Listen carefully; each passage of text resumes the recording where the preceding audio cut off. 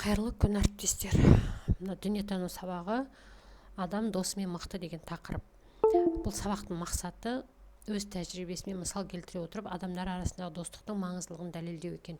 Бұл сабақтан, бұл оқу мақсатынан этика ұғымы мен әдеп нормалар туралы білетін болады және адамдар арасындағы достықтың маңыздылығын түсінеді деген критерийлер алып, оқушылардың білу, түсіну, қолдану және талдау дағдыларын дамыту үшін сабақ құрылды. Ұлттық құндылықтар, достық туралы терең мағлұмат беру осы сабақта. Алдымен балаларға мынандай қапшықтың ішінде сиқырлы қапшық әдісімен қапшыққа салынған саны бірдей қызыл, сары, жасыл, көк, күлгін шарлар таңдап алуды ұсынады. Сосын ол шарларды алып түстеріне қарай топтарға бөлінеді. Мысалы, сыныбыңызда 20 бала болса, 4 қызыл, 4 сары, 4 жасыл деген сияқты. Мына жерде біз 5 топқа бөлдік. Сосын мейірімділік, кешірімділік, шыншылдық, қамқорлық, батылдық деген адам бойындағы қасиеттерді алдық.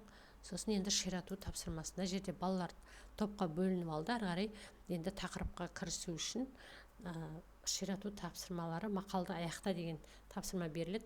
Досы көпті деп мұғалім айтады, балалар жау алмайды. Доссыз адам ормансыз бұлбұл, бұлбұлсыз орман, сондай бұлбұлсыз орман.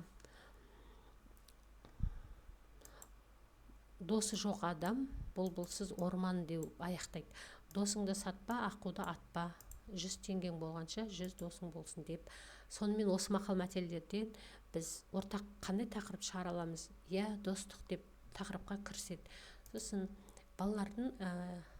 балаларға топ-топ болып отыр ғой. Әр топта бір телефон тұрады. Сол жерге SMS жібереді мұғалім.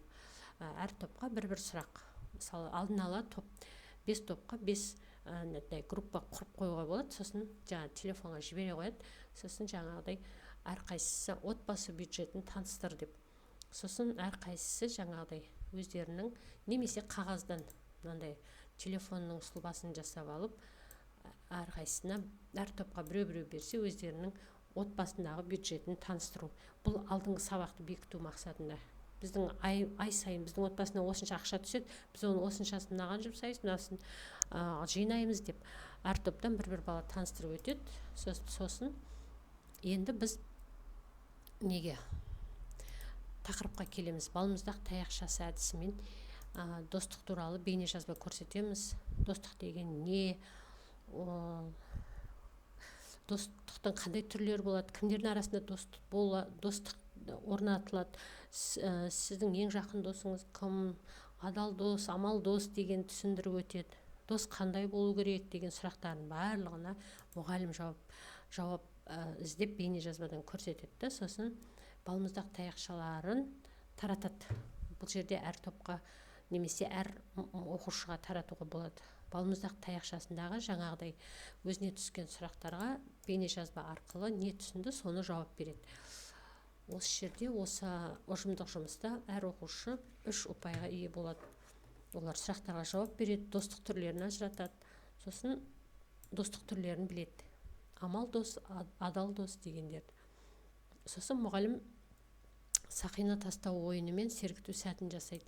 Сергіту сәтінде мысалы барлық оқушыларды шеңбер қылып тұрғызады, сөйтеді қағазға жазылған бір нұсқаулық таратады. Сосын әр оқушы өзінің қолына түскен қағазды ашады. Сол өзінің ең жақын, жанына жақын адамды барып құшақтайды. Мысалы, ең ақылды сыныптас досыңды құшақта десе, ол міндетті түрде ақылды адамды іздемейді, өзіне жақын адамды барып құшақтайды. Ең мейірімді сыныптас досыңды құшақта. Осындай 20 бала болса 20 нұсқаулық жазып оқушыларға таратады. Сақина тастау ойыны сияқты қылып. Ал балалар ашады, бірін-бірі құшақтап, сондай сыныпта жағымды атмосфера құрады және сергіту сәтін жасайды. Ары қарай топтық жұмыс кетеді. Әр топқа бір ертегіден сілтеме жібереді. Жаңағы топтардың алдында телефон жатыр ғой, қысқа достық туралы. Мысалы, бірінші топқа ертегілерден 2 дос деген ертегісін жібереді, немесе қысқаша ертегінің мазмұнын, мәтінін жібереді. Ал балалар, екінші топ балалар әлемі журналында достық деген өлеңді оқиды. Мұхтар Шахановтың достық деген күшті өлеңі бар.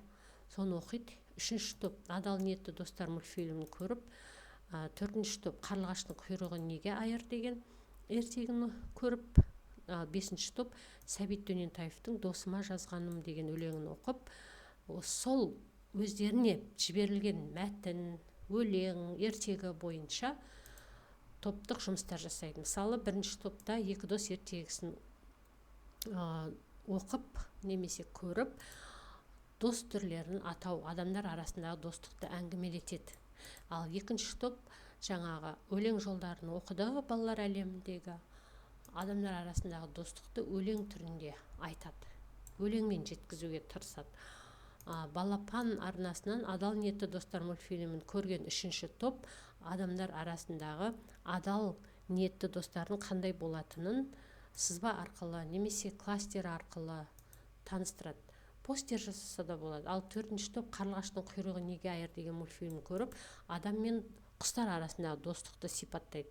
Ал 5-ші топ ақынның досыма жазғаным өлеңін оқып, өз түсініктерімен бөлісетін болады. Осылай 5 топ 5 түрлі достық туралы мәтін, шығарма, ертегілерді талдайды, өздерінің топтық тапсырмаларын орындайды. Сосын әр топ мүшесі 3 ұпайдан алады. Әр қарай өзіндік жұмыс кетеді. Бұл кері байланыс ретінде беріледі. Аяқталмаған сөйлем әдісімен әр оқушыға 3 сөйлем жібереді. 3 сөйлем бойынша әр оқушысы сөйлемдерді аяқтайды. Егер мен достықты бағалар болсам, деп өзінің ойын жазады ары қарай.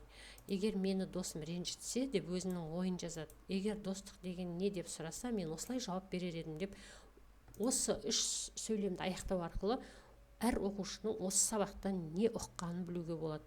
Сосын Padlet тақтасы арқылы мұғалім оқушыларға сілтеме жібереді. Ол жерге бүгінгі сабақ ұнады ма, не себепті ұнады, осы тақырыптан қандай әсер алдың деген 3 сұраққа оқушылар жауап жазып мұғалімге жолдайды. Осылайша бұл сабақ аяқталады.